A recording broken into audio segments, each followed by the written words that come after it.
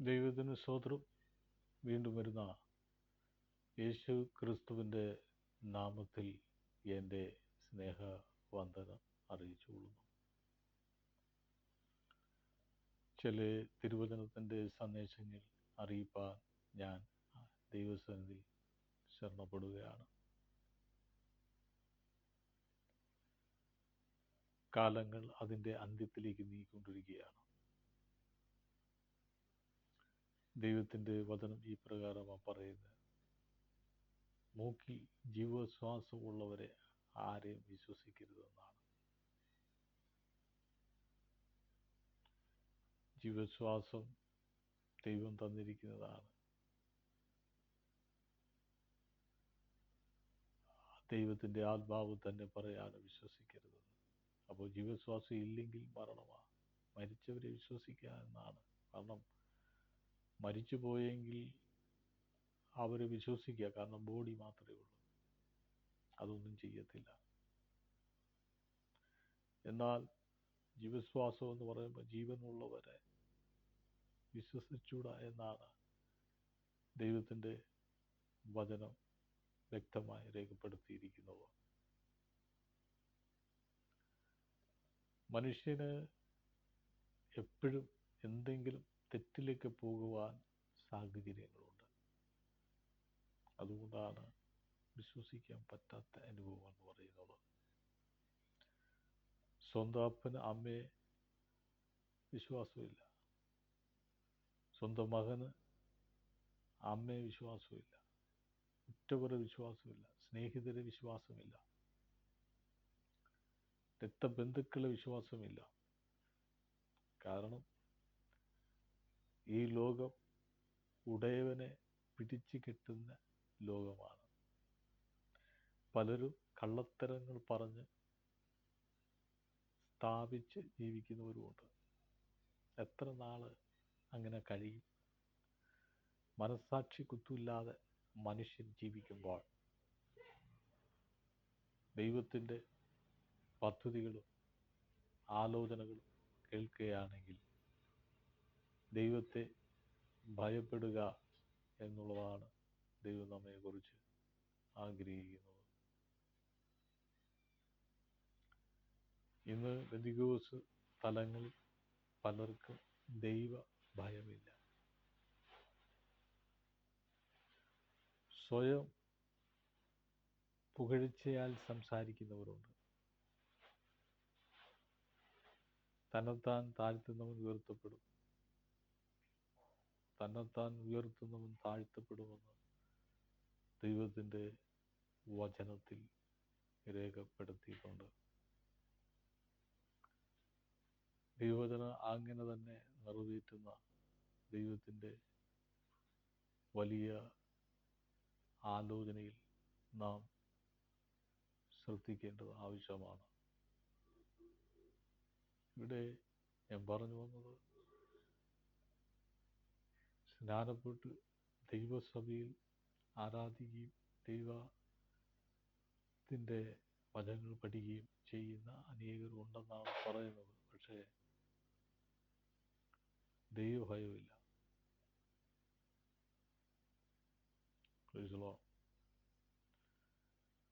കാരണം ദൈവത്തെ ആരും കണ്ടിട്ടില്ല, പിന്നെ എങ്ങനെ ഭയപ്പെടണം എന്നുള്ളതാണ് അവരുടെ ചിന്ത. ദൈവത്തെ ഭയപ്പെടുക എന്ന് പറയുന്നത് ദൈവത്തിൻ്റെ പ്രവൃത്തികൾ, ദൈവത്തിൻ്റെ പ്രവർത്തനങ്ങളോട് നാം ഭയപ്പെട്ട് ജീവിക്കണം. ഉദാഹരണത്തിന്, ദൈവത്തിൻ്റെ പ്രവർത്തനങ്ങൾ ലോകത്ത് നടന്നുകൊണ്ടിരിക്കുകയാണ്. ആരാധനയിൽ ഭയപ്പെടണം, ദൈവ ആലോചനയിൽ ഭയപ്പെടണം, ദൈവവചനത്തിൽ ഭയപ്പെടണം. ആ ആലോചന കേൾക്കണം, ചിന്തിക്കണം, പ്രവർത്തിക്കണം, അധ്വാനിക്കണം. ഇങ്ങനെയുള്ള മേഖലകളിൽ ദൈവ ആത്മാവിന് കീഴ്പ്പെട്ട് ഭയപ്പെട്ട് ജീവിക്കുക, അതാ ദൈവത്തെ അറിഞ്ഞ് ജീവിക്കുക എന്നുള്ളത് ദൈവം നമ്മെക്കുറിച്ച് പഠിപ്പിക്കുന്നത്.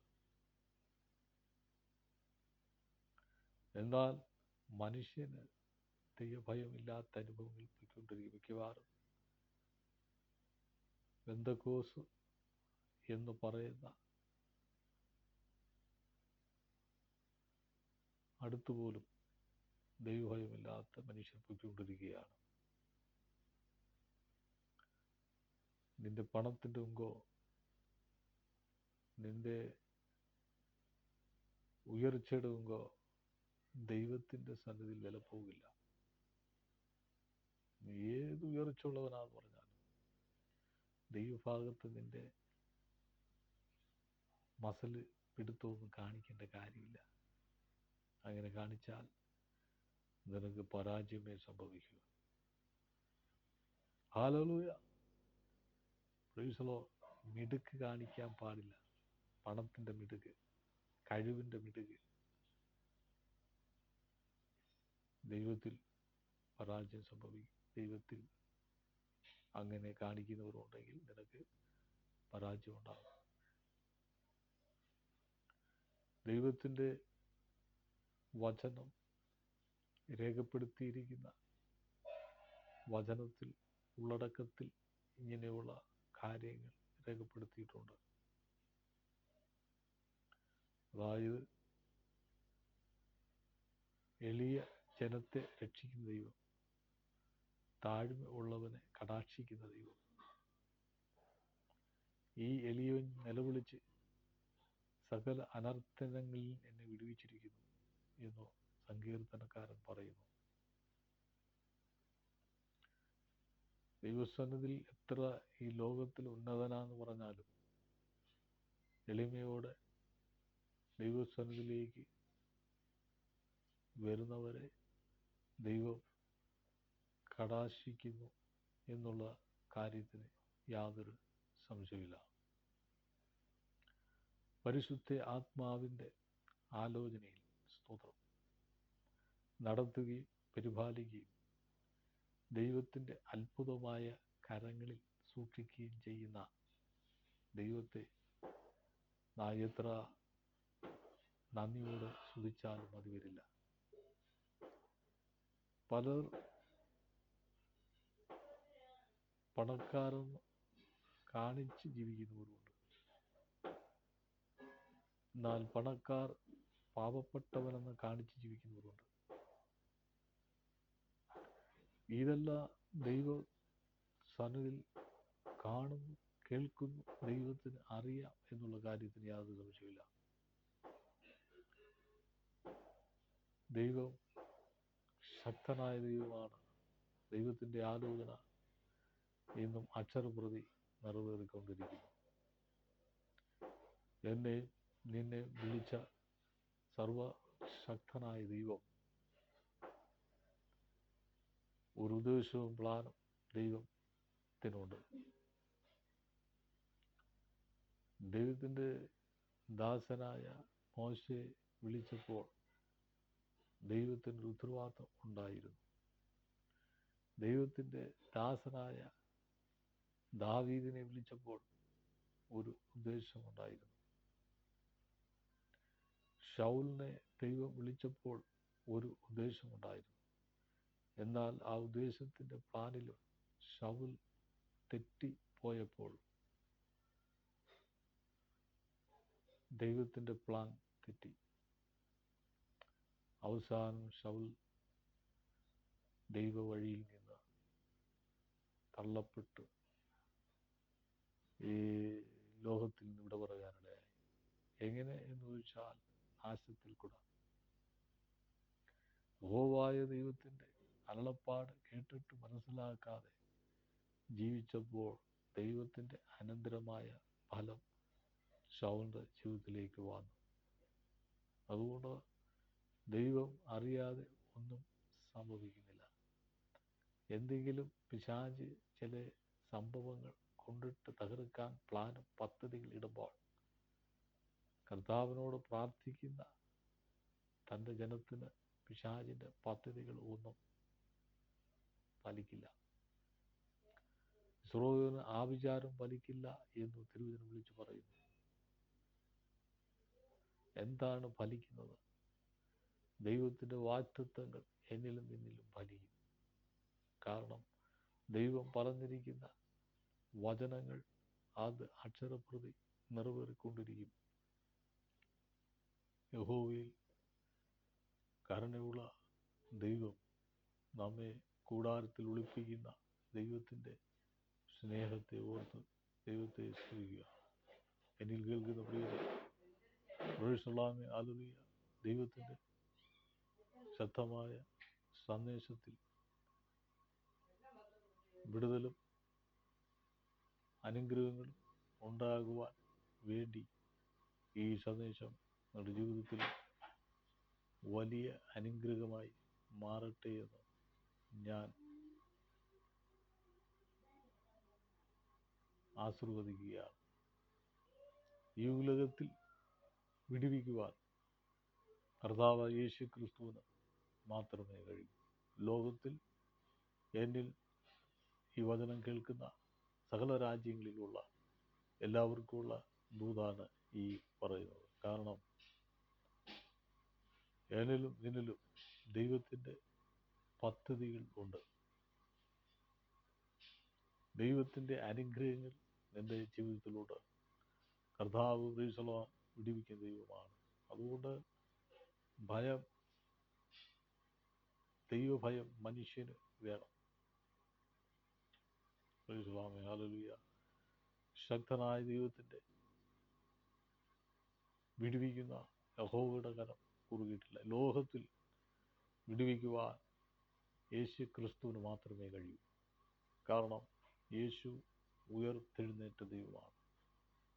യഹോവയുടെ കരം ചലിച്ചു കൊണ്ടിരിക്കുകയാണ്. യഹോവയുടെ വചനം നിറവേറിക്കൊണ്ടിരിക്കുകയാണ്. എന്നിലും നിന്നിലുള്ള ദൈവത്തിൻ്റെ വചനം അതേപടി നിറവേറ്റിത്തരും ദൈവമാണ്. ശത്രുമുമ്പാകെ മേശയൊരുക്കുന്ന ദൈവം, ശത്രുമുമ്പാകെ ജയോത്സവമായി നടത്തുന്ന ദൈവം, ശത്രുമുമ്പാകെ മാനിക്കുന്ന ദൈവം, ശത്രുമുമ്പാകെ ഉയർത്തുന്ന ദൈവം, എന്നെയും നിന്നെയും